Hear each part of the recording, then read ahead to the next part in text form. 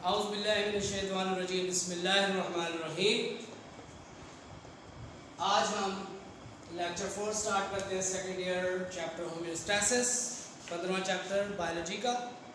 Second year का पहला chapter है ये। इंटरमीडिएट कोर्स में ये 15 चैप्टर बनता है बायोलॉजी में। होम्योस्टैसिस में आज हम स्टार्ट करते हैं ऑस्मोरेगुलेशन इन एनिमल्स। कल हमने प्लांट्स की बात समझी थी, आज हम सेम ऑस्मो रेगुलेशन की बात ही करेंगे बट इन एनिमल्स।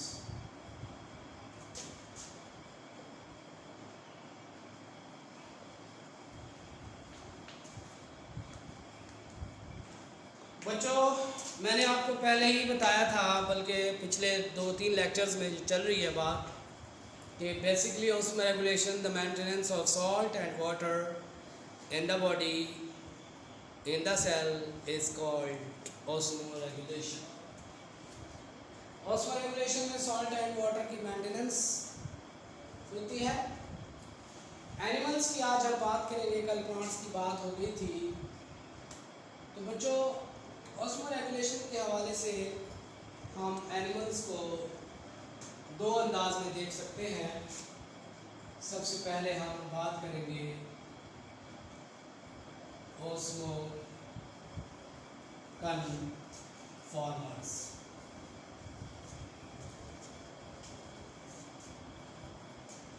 जहाँ तक एनिमल की बात होती है, अमूमन एनिमल को प्लांट्स की निस्बत ज़्यादा फ्लक्चुएशंस का सामना करना पड़ सकता है। क्यों? इसलिए कि एनिमल्स के अंदर हैबिटेट का चेंज बहुत ज़्यादा आता है। क्यों? एनिमल एक से दूसरी जगह मूव भी करते हैं। प्लांट एक ही जगह फिक्स होता है तो वहाँ पर फ्लक्चुएशंस के चांसेस कम होते हैं। एनिमल चूँकि अपना एनवायरनमेंट चेंज करता है, मूव करता है, तो इस लिहाज से एनिमल्स को पानी की कमी या ज़्यादती का ज़्यादा सामना करना पड़ता है।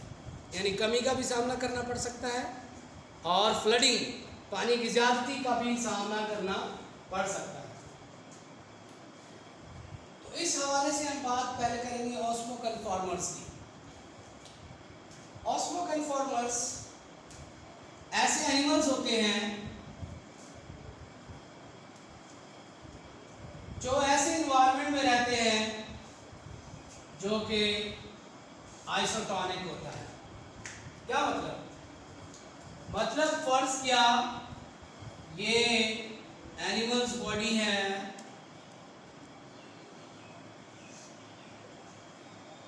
और ये उसका इन्वायरमेंट है,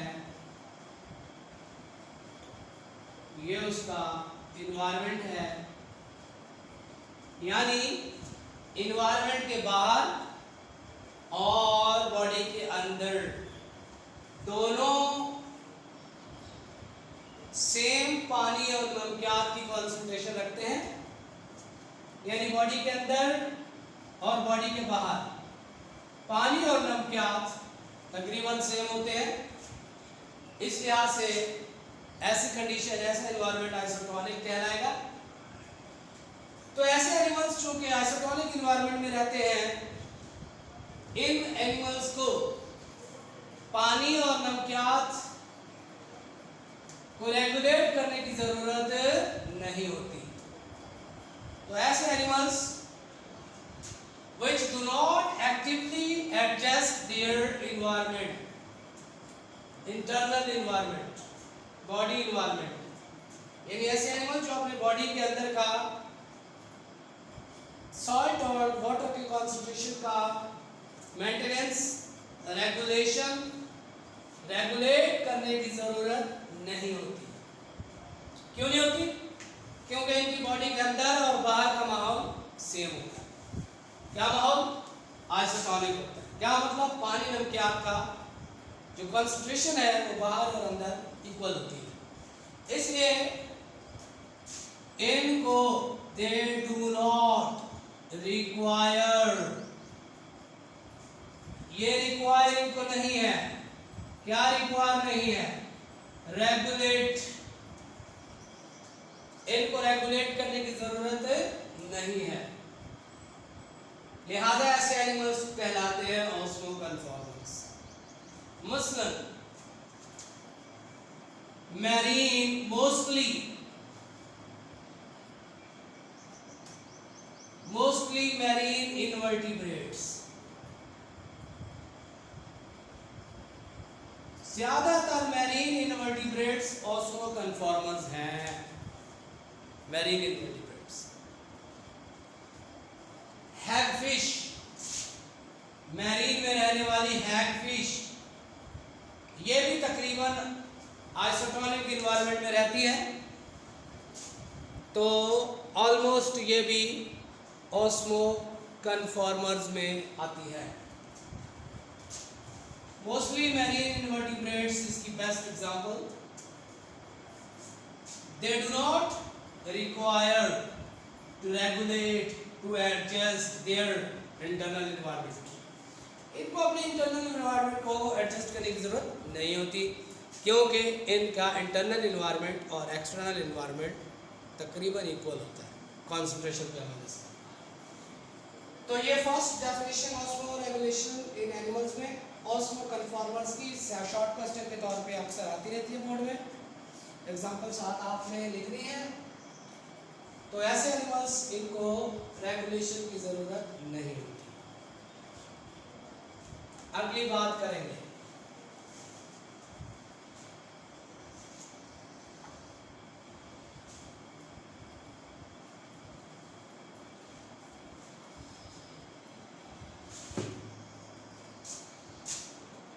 दूसरी बात हम करते हैं ऑस्मो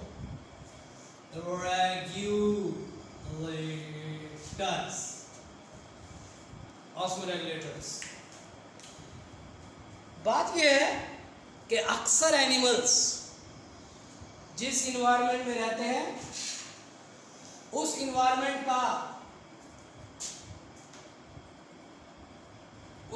की कॉन्सेंट्रेशन पानी नमकियात की उनकी बॉडी से डिफरेंट होती है। क्या मतलब? बॉडी के अंदर कॉन्सेंट्रेशन ज्यादा, बॉडी के बाहर कम, या बॉडी के बाहर ज्यादा तो बॉडी के बाहर अंदर कम, यानी इनको चेंज फ्लक्चुएशंस का सामना करना पड़ता है। जाहिर है जब इनको तब्दीलियों का सामना करना पड़ेगा, फ्लक्चुएशंस का सामना करना पड़ेगा, तो इनकी बॉडी में ऐसा सिस्टम हो जिससे ये रेगुलेट कर सके। क्या कर सके? रेगुलेट कर सके, इसमें रेगुलेशन हो, यानी अपनी बॉडी के पानी नमकियात को मेंटेन कर सके, पानी नमकियात को मेंटेन कर सके। ऐसे एनिमल्स which require, ये रिक्वायर इनको क्या रिक्वायर है? Regulation. They must regulate their internal environment because of the fluctuations in the external environment. माहौल के बाहर की फ्लक्चुएशंस है, तब्दीलियां आ रही है, लिहाजा बॉडी के अंदर भी रेगुलेशन जरूरी है। So those animals which they require regulation in the internal environment, they are called osmoregulators. They actively adjust. Animals which require to actively adjust their internal environment, ये तेजी से रेगुलेट करते हैं, एडजस्ट करते हैं अपने इंटरनल इन्वायरमेंट को। सो they are called ऑस्मोरेगुलेटर्स। ये क्या कहलाते हैं? ऑस्मोरेगुलेटर्स कहलाते हैं।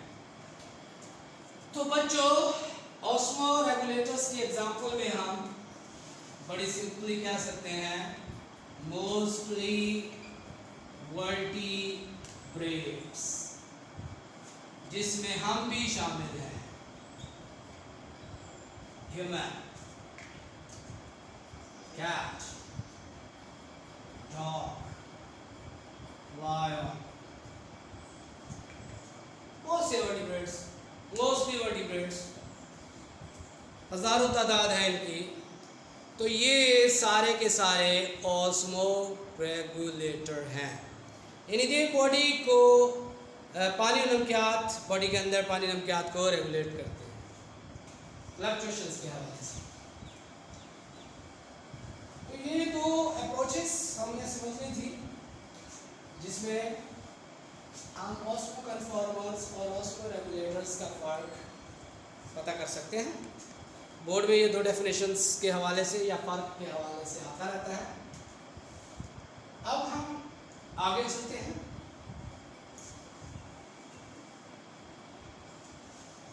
अगली बात हम करेंगे, एनिमल्स को हम तीन कैटेगरीज में डिवाइड कर लेते हैं। नंबर 1 या A part, osmoregulation in marine environment.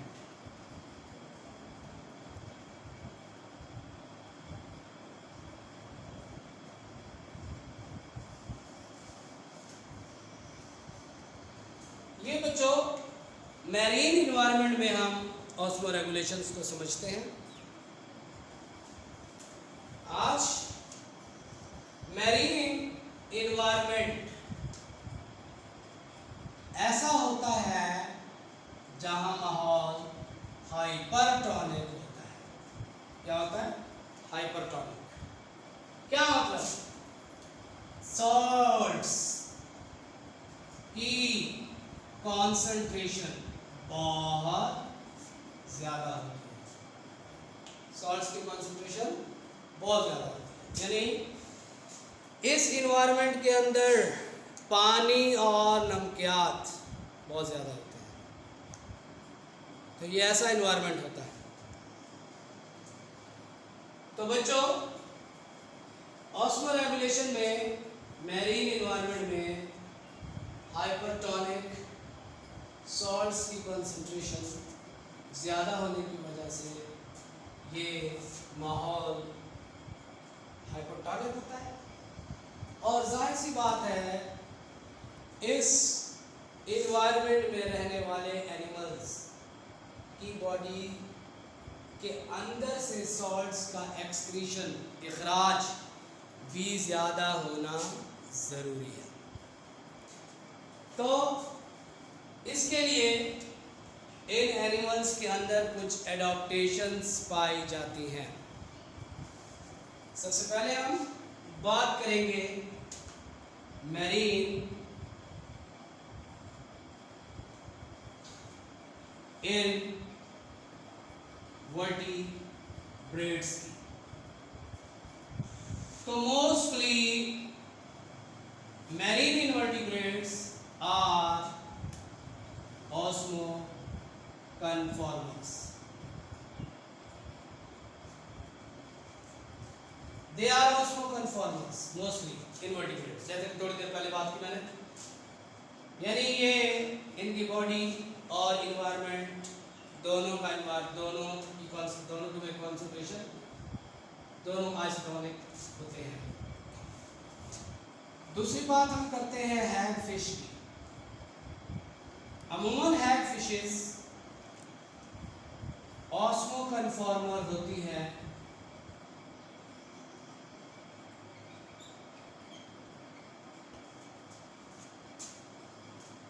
और बाकी जो एनिमल्स हैं mostly marine vertebrates, they are osmoregulator. ये ऑस्मो रेगुलेटर होती है। क्या मतलब? मतलब हैग फिशेस ऑस्मो कन्फॉर्मर्स हैं, समझ आ गई। वर्टिब्रेट्स जो मोस्टली हैं, यहाँ मैं मोस्टली का वर्ड ऐड कर रहा हूँ, mostly vertebrates they are, mostly vertebrates are osmoregulators. इस ऑस्मो रेगुलेशन के लिए इनके अंदर मुख्तलिफ एडाप्टेशंस हैं। अब मैं यहाँ पे उन एडाप्टेशंस की बात करूँगा। यहाँ पे जो एडाप्टेशंस होती हैं बारी बारी डिस्कस कर लेते हैं। सबसे पहली बात, इनमें एनिमल्स के अंदर किडनी पाए जाते हैं। ये किडनी बैलेंस मेंटेन करते हैं। इसके साथ साथ ये अपने गिल्स से सॉल्ट्स एक्सक्रीट करते हैं एनवायरनमेंट में, गिल्स। तीसरी बात, इनकी बॉडी के अंदर खास किस्म के ग्लैंड पाए जाते हैं जिनको रेक्टल ग्लैंड्स भी कहते हैं। ये ग्लैंड्स सॉल्ट्स को एक्सक्रीट करने में मदद करते हैं। तो ये डिफरेंट एडॉप्टेशंस हैं जिसकी बिना पर ये एनिमल्स, पहले क्या है, किडनी, इनकी बॉडी में किडनीज पाए जाते हैं जिसकी वजह से किडनी आपको पता है ऑस्मो रेगुलेशन का काम करता है, सॉल्ट्स और वाटर को मेंटेन करता है। इनकी बॉडी में गिल्स भी पाए जाते हैं, ये गिल्स सॉल्ट्स को एक्सक्रीट करते हैं। रेक्टल ग्लैंड भी इनकी बॉडी में पाए जाते हैं जो कि सॉल्ट्स को एक्सक्रीशन में मदद करते हैं। तो ये डिफरेंट एडॉप्टेशंस है जिसकी वजह से मैरीन वर्टिब्रेट्स वो ऑस्मो रेगुलेशन का काम करते हैं। Thank you so much. कल हम मज़ीद इंशाल्लाह इन्वायरमेंट की बात करेंगे, उसमें आता है फ्रेश वाटर इन्वायरमेंट और टेरेस्ट्रियल की बात करेंगे।